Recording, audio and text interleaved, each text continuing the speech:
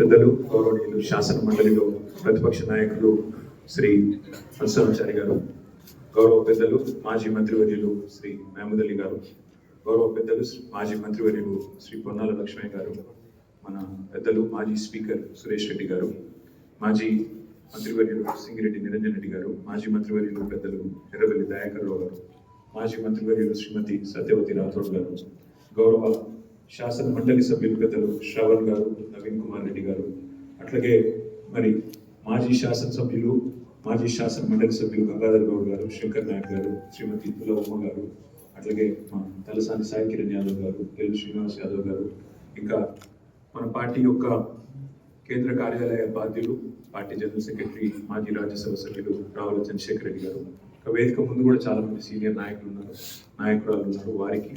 వారితో పాటు ఇక్కడికి వచ్చేసిన పత్రికా మిత్రులందరికీ 79 సంవత్సరాలు మరి స్వాతంత్రానంతరం పూర్తి చేసుకొని 80వ సంవత్సరంలో మన దేశం అడుగు పెడుతున్న సందర్భంగా ముందుగా మీ అందరికీ స్వాతంత్ర దినోత్సవ శుభాకాంక్షలు.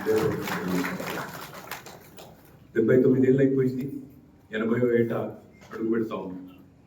కానీ ఇవాళ ఒక్కసారి దేశంలోని పరిస్థితులు మనందరం కూడా అధ్యయనం చేస్తే, కాస్త ఆలోచిస్తే కొంత సంతోషం, కొంత బాధ కలిగే ఒక సందర్భం కనబడుతాం.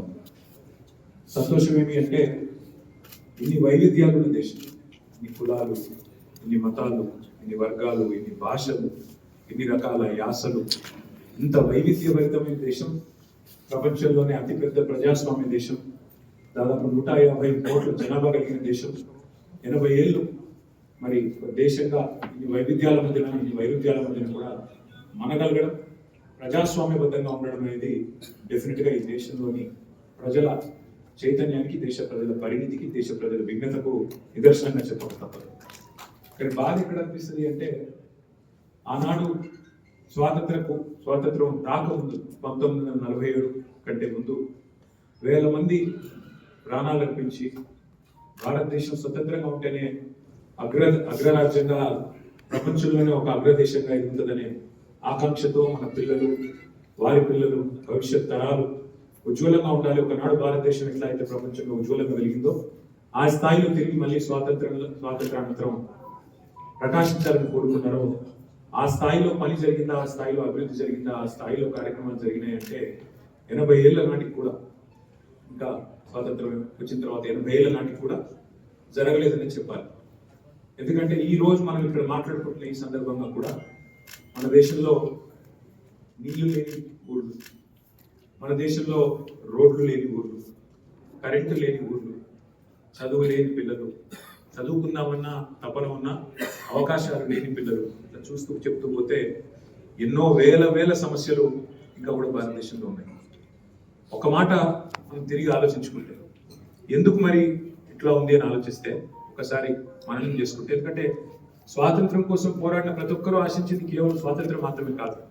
స్వాతంత్రానంతరం దేశం బాగుపడాలి, దేశ ప్రజలు ముందుకు పోవాలి, అందరూ బాగుండాలి, మన పిల్లలు, భవిష్యత్ తరాలు బాగుండాలని కోరుకున్న వాళ్ళు అందరూ కూడా. కాబట్టి ఒక్కసారి ఆలోచిస్తే, మననం చేసుకుంటే తప్పకుండా చేయాల్సింది చాలా ఉందన్న విషయం మనందరికి కూడా గుర్తుంటుంది. ప్రతి మనిషికి సరే రకరకాల ఐడెంటిటీస్ ఉంటాయి, రకరకాల అస్తిత్వాలు ఉంటాయి. మీరు ఎన్ని ఐడెంటిటీస్ ఉన్నా ఏమున్నా ముందుగా అందరం భారతీయులు. ఆ తర్వాత తెలుగు కావచ్చు, హిందూ అనే మతపరంగా చూస్తే హిందువులు కావచ్చు, ఆ తర్వాత రాష్ట్రపరంగా భాషపరంగా చూస్తే ఒక ఐడెంటిటీ కావచ్చు, కులపరంగా ఇంకోటి కావచ్చు, రకరకాలు ఉంటాయి. కానీ భారతీయత మనందరినీ కలిపి నడుపుతున్నది.